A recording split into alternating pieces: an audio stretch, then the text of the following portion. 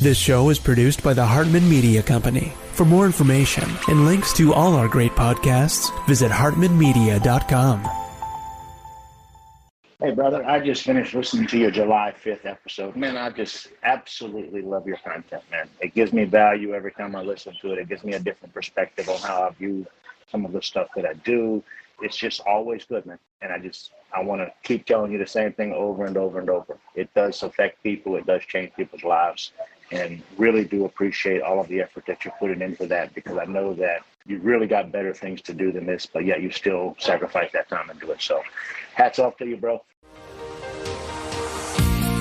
Welcome to the Creating Wealth Show with Jason Hartman. You're about to learn a new slant on investing, some exciting techniques, and fresh new approaches to the world's most historically proven asset class that will enable you to create more wealth and freedom than you ever thought possible. Jason is a genuine self-made multimillionaire who's actually been there and done it. He's a successful investor, lender, developer, and entrepreneur who's owned properties in 11 states, had hundreds of tenants, and been involved in thousands of real estate transactions. This program will help you follow in Jason's footsteps on the road to your financial independence day. You really can do it. And now, here's your host, Jason Hartman, with the complete solution for real estate investors. Welcome to episode 21072107. We got a great show for you today. We've got none other than the famous Arthur Laffer. Yes, Arthur Laffer is with us today. He, as you may know, is the creator of the Laffer Curve. And this is something that really changed the course of history. It changed the course of world history because it was a large part of the Reagan Revolution, which combined with the Margaret Thatcher Revolution really did change the world. I mean, even you could credit the fall of the Soviet Union, right? So this is so significant. It's just incredibly significant, the Laffer Curve and all of the Reagan policies, which really were world-changing. So Arthur Laffer will be with us in a few minutes, and I got to meet Arthur Laffer, actually. Now, comment below and guess how old I was in this picture. In fact, this picture was taken before the era when everybody took a picture of everything. Here I am at the Phoenician Hotel in Arizona with my date, Lana. Her hair does not look like that anymore. I just want to tell you that. So her hair has been updated. I talked to her about a month ago. And there we are with Arthur Laffer, who was at this conference we were attending. So really small world, but comment below and guess how old I was in that picture. And by the way, give me some credit, folks, for being willing to look like a complete doofus in this picture and show it to you. I mean, I think I deserve some credit for that, don't you? All right. So the Laffer Curve, well, what is it? We're going to talk about it with Arthur Laffer, of course, but this is a conception of it. There are many of them out there. Just look online. And basically, it just shows that tax revenue, to a point, creates revenue for the government. But then when the government gets too greedy and they tax too much, it actually creates less revenue for the government. I know it's counterintuitive to some, especially those who think economics is a zero-sum game. But this is definitely not a zero-sum game. And that's one of the reasons the Laffer Curve is so important. So there's a big story, and you're going to hear that from Arthur Laffer, about how this was created on a napkin in a bar. And I don't know if this is actually the napkin. I found this picture online, but maybe it is. If it's not, it's still a cool story. So there is the Laffer Curve sketched out on a napkin. And we have got our Empowered Investor Cruise coming up. Make sure you've registered for this. We are about to announce 2 great speakers, and we will have them announced very soon. I'm very excited about this mastermind cruise. These are great because it's a relatively small group, and we get to really bond and really talk and go deep on all of the greatest strategies for investing and building your wealth, and also have a lot of fun too. It's a vacation. And we get asked a lot, can you bring your kids? Yes, kids are welcome. We do have to get our travel agent to get the price for that because it's not on the website at empoweredinvestorlive.com, empoweredinvestorlive.com to register for the cruise, but we can get back to you with a price for children. So if you want to bring 1 kid, 2 kids, whatever, they do have quad rooms available on this beautiful brand new Celebrity Apex. This ship is spectacular. I mean, I don't even know if you need to go to any ports. The ship is so super swanky. I love these celebrity ships. They are my favorite cruise line. So go register at empoweredinvestorlive.com, and we will look forward to seeing you on the cruise. Without further ado, let's get to our guest, Arthur Laffer. It is my great pleasure to welcome Dr. Arthur Laffer. I had the pleasure of meeting him many, many years ago when I was about 24 years old, and have wanted to have him on the show for quite a while. As you probably know, he is the creator of the Laffer Curve, which became such a huge influence on the economy, on fiscal policy, and maybe indirectly monetary policy as well, and the Reagan Revolution. So it's a great pleasure to have him here today. Arthur, welcome. How are you? Thank you very, very much. I'm doing very well. Thank you. I'm a little bit older than you are still, 83, but enjoying life enormously. And you are a busy man, still wielding a massive amount of influence. And I see you all the time in the media, on television, et cetera. And you're busy writing books and doing all kinds of great stuff. But, I'd like to start out, Arthur, maybe just have you talk a little bit about what is the Laffer Curve? Is the napkin story true? That's kind of legendary. And lead into maybe what it means for us today. Can it tell us anything about where we're going in terms of the economy and so forth? Sure. Well, let me, if I can, but I'll take a few minutes on this, if that's okay. Sure. People respond to incentives. Economics is all about incentives. And there are two types of incentives, positive incentives and negative incentives. And obviously taxes are a negative incentive. They tell people what not to do. So when you tax something, you always get less of it. And that, if you're talking about income, that you can get less of it because people earn less. You can get less of it because they shelter their income more, get all more deductions. You can get less because they move to a different location. They change the location where tax rates are different. You can get less because of the composition of income. You can get it in capital gains or ordinary. There are all sorts of ways people can get around taxes, although these ways are expensive. And usually if you're in the very top groups there, the people who really focus on tax rates, high tax rates, are the rich. And they have the means as well to to change their income. They can change the volume of their income. They can change the location. They can change the composition. They can change the timing of their income. So all of these things have to be considered as a whole in there. Now, with that having been said, at zero tax rates, when tax rates are zero, obviously the government will collect no revenue whatsoever. People will produce like mad and earn income like mad and not shelter or do any of that stuff. But there will be no revenue because tax rates are zero. Now, at 100% tax rates, if you went to the office, instead of getting a check, you got a bill. Sooner or later, you'd have to quit your job because you'd be so poor. So at 100% tax rates, there will be no output. And even though it's a high tax rate, there will be no base upon which to tax, and you'll also get zero revenues. Now, quite obviously, if you lower the tax rates from 100% to 99 to 98 to 97, sooner or later, someone's going to come back into earning income, taxable income, and paying it. And likewise, if you raise the tax rate from 0 to 1% to 2%, it just draws a relationship there between tax revenues and tax rates. And there are always two tax rates that collect the same amount of revenue. One very high tax rate, which has a high rate on a small base, and one low one, which has a low tax rate on a larger base. Right. And you can just see that intuitively. That's just a very common sense thing. It's been around in economics for 1,000 years. In the Mukaddima, it's been there. But for some reason, in the 40s and 50s, and even maybe earlier in the 30s, it had just been forgotten. And everyone always assumed that whenever you raise tax rates, tax revenues would rise by the exact same amount. Right. And, I and a couple of others brought it back into play in the 1960s and 1970s.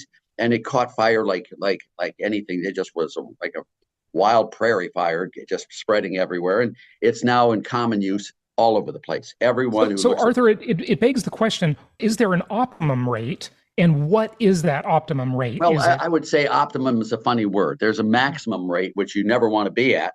Okay. But that rate is the tax rate that would give you the most tax revenues.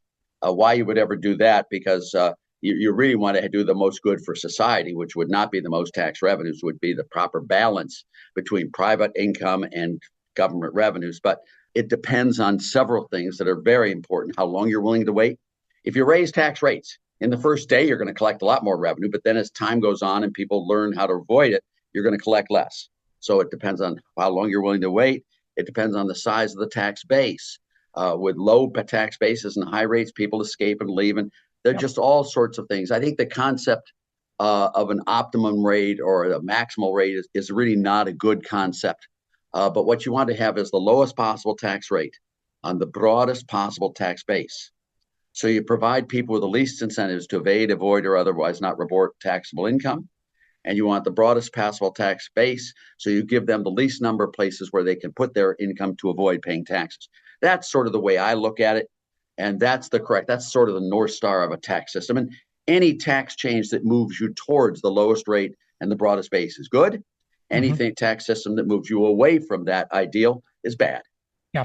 So it's a balance between economic activity, disincentivizing people voting with their feet or evading or avoiding or doing what they're going to do, and being willing to pay the government a certain share and keep their productivity high at the same time. You got it. Right? It's exactly correct. All taxes are bad, but some are worse than others. Right. And a low rate, broad-based flat tax is the least damaging tax, but it's still damaging. We tax people who speed on freeway. And why do we do that? To get them to stop speeding. We tax cigarettes. Why do we do that? To get them to stop smoking. Yep. We tax alcohol. Why do we do that? To get them to stop being drunks. Taxes. In the same sense, why do we tax people who earn income? Yeah. Why do we tax people who employ other people? Why do we tax? Stop employing people. Stop earning income. But don't think that we don't do it for that reason. We tax them to get the revenues to run government. But don't for a moment think that other effect doesn't take place. It does. Of course it does. And anyone who pretends it doesn't is missing the whole point of economics.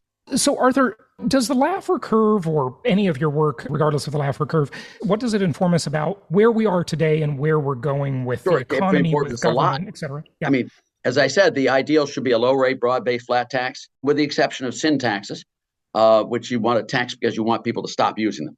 Mm-hmm. But other than that, we are moving away from that recently under Biden, and dramatically now under Trump, we moved towards the North Star. With Biden and what's following it, we're moving away from it. You want to never, ever, ever have the highest tax rates high. My book, along with Brian Dimitrovic and Dr. Gene Sinkfield, that book really shows unambiguously that whenever you raise tax rates on the rich pay less in taxes.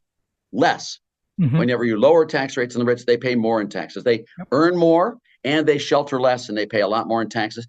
Plus, you get the residual benefits of a good economy when you cut tax rates, a bad economy when you raise tax rates. And the last one, which should shock them, but they never listen, they never, ever listen, is when you raise tax rates on the rich, the biggest damage is done to the poor, the minorities, and the disenfranchised. Mm-hmm. The Great Depression was not good for poor people. Believe me when I tell you that. And it was caused by raising tax rates.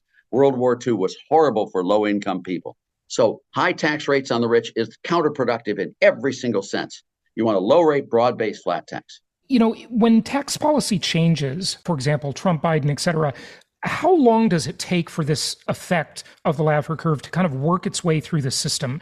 Is it an instant, or is it a 2-year lag time, or anything? Well, there's some that works even before it happens. For example, if you know they're going to raise capital gains tax rates next year, what do you do this year? You realize all your capital gains now. So people will preempt a tax increase, preempt a tax cut by deferring income. And that's exactly what Reagan did in 81. We passed a tax bill that cut the highest tax rate. But we deferred the implementation of it. So everyone deferred their income. And that's why we had the depression of 81, 82, was because of the deferral there. That some of it's preemptive, some of it's at the same time, and some of it takes a long, long time to adjust to. And, when you look at these things, I think the dynamic adjustment is always in place. And people search for more tax shelters, search for easier ways to move, better professions to be in. So the time of a full adjustment may be 100 years. I'm exaggerating, but a lot of it's preemptive, a lot of it's immediate, and then you have a lot of it is also just sort of trickles in over the period of time, with high tax rates, tends to destroy the production base. When you look at places like Ohio with their property tax, Ohio property tax rates are very, very high. They're very low in Tennessee. Mm-hmm. My home in Cleveland, Ohio, which was as good as my home here, now sells for $375,000. My home in Nashville, Tennessee, which is the exact same as the home I was raised in Cleveland, now sells for $4.5 million. I pay more in property taxes, but I get all the benefits of appreciation, which I never got, which our family never got in Ohio. So you can destroy a place. Look at Detroit. Look at all of these cities that have just been destroyed. That's a long run, horrible process of degradation that occurs with high tax rates as people continuously move out, continuously find ways around the tax codes until they're finally ended up in total impoverishment. Yeah, and you were involved with Howard Jarvis back in the late 70s and behind Prop 13, which I have for a long time said, Arthur, that if it wasn't for Prop 13, the California property market would have never had the kind of expansion it did. Yeah, Prop 13 and all the effective things that went along with it is the only blowhole that allows air to come to the California economy. If you really think about it, California is one of the highest tax states in the nation with one exception, and that's property taxes. There is one of the lowest ones in the nation. The huge increase in property values are untaxed. Unrealized capital gains are not taxed. You can transfer your unrealized capital gains to your descendants on a step-up basis, which no other income group is. You've got Prop 13, which some people now, because of the 2% per annum being the most property tax bill can increase, you've got that such that some people are down in tax rates in California 0.4%, there, which is really a very preferred one. And if you do sell a property, you do have the exemption of $250,000 for a couple every 2 years, which is exempt from taxes, federal, state, and local. So there has been a huge effort in California to protect property income. And that is the only reason California is not West Virginia. Believe me, your insight is completely correct. I just never want to live in a place where the government is so desperate to fund their programs that they become predatory on the citizens, And well, that's where they are in California. That's why I left. They've been there for a long time. And it was Schwarzenegger who did it. Right. Yeah. I mean, Schwarzenegger, I was on the Council of Economic Advisors with Schwarzenegger, along with Milton Friedman and George Shultz and some of my mentors in life. And when he reversed and went the other way, I just said, I'm getting the hell out of Dodge. And I wrote a paper, California, who are you and why I'm leaving? When I came to Tennessee, it's a lot more fun earning income with lower tax rates. Yeah, I just thought I'd mention that to you. You can build wealth a whole lot faster. I like to liken it to what Reagan said when I talk about how I left California. I didn't leave California. California left me. You can cure crazy with medication. You can cure ignorance. You can cure ignorance with education. But there ain't no fixing stupid. Yeah. And Reagan learned. And he became the best president ever because he learned from the mistakes he made and he learned from the observations of other people and how to do it. I was with him the whole time, as you may know. Right. And, and it was just amazing seeing this journey of this person and how he became the greatest president ever because he saw what happened to him. And he said, oh my, he won the first election against Edmund G. Pat Brown by over 1 million votes.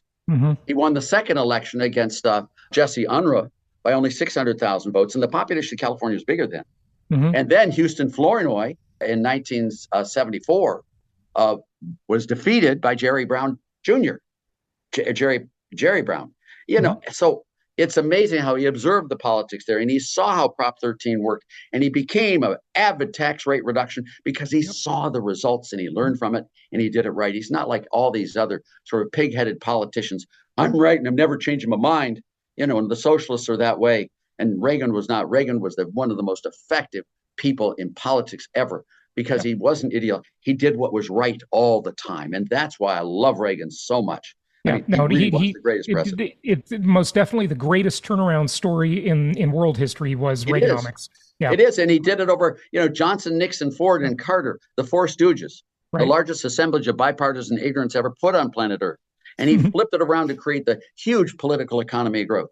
Yeah. And, Reagan learned these other guys, I use a Kentucky phrase, if I may, on these other guys, they ain't no lesson learned from the second kick of a mule. And, when you're so stupid to do it again and hope for a different outcome, there's just no fixing stupid. Yeah, absolutely right. And we will see how it goes. Arthur, I know you are a very busy man nowadays. Just give us any of your thoughts on what we can expect in the future. Inflation, deflation, stagnation. This election is really serious. Yeah. And it is one of those transitional elections there, I think. If Biden is reelected and the Democrats take the House and the Senate, I think you'll have much more and maybe even worse of the same. My view is that if the House or the Senate is taken by Republicans, Biden administration would be a stagnant one, but not exceptionally horrible. It just wouldn't be. But if you got Donald Trump in there with the Republican House and Senate, now that the riffraff has been cleaned out, I think you could have one of the biggest positive growth that this country has ever seen. I'm an economist. That's all I think about is economics. By the way, I'm not into how you do speeches or what your personal life is like or any of that stuff. But on economics, on substantive policy issues, Donald Trump is probably the best president I've ever seen in one term. I mean, he was hit by the pandemic, which God forbid. But his Operation Warp Speed was amazing. His deregulation of energy was phenomenal. The Tax Cuts and Jobs Act was phenomenal. I could go on and on and on. The transparency in medicine. These are things that could make America not only great again, which was Reagan's quote, by the way. Trump got it from Reagan. And you can not only do that, but he could really turn this world around dramatically, both internationally and domestically and politically and socially. He could make it really a great, great world again. And that's what I'm hoping for. I couldn't agree more. It's just unfortunate that so many people have kind of fallen for the rhetoric because the Trump policies, which many of them Biden has actually kind of continued, which is He did get rid of the tax cuts, let me tell you that. And, but when you look at people do deserve the governments they get. They really do. I mean, it's your choice. Go ahead, vote the way you do. But the earth you are scorching is your earth too. And, when I look at democracy and when I look at places like California and places like Detroit and other places in the world, and I look at Biden's election and all this stuff, it reminds me of, if you ever want to sour on democracy, just have a 5-minute conversation with an average voter. Yeah, no question about it. I always say that Detroit is the poster child for big government disaster. So it is exactly that. And, democracy often, unfortunately, a democracy is two wolves and a lamb deciding on what's for dinner. Right. Absolutely. Well, Arthur Laffer, thank you so much for joining us. We really appreciate having you. My pleasure. Thank you very much. Thank you so much for listening. Please be sure to subscribe so that you don't miss any episodes. Be sure to check out the show's specific website and our general website, hartmanmedia.com, for appropriate disclaimers and terms of service. Remember that guest opinions are their own, and if you require specific legal or tax advice or advice in any other specialized area, please consult an appropriate professional.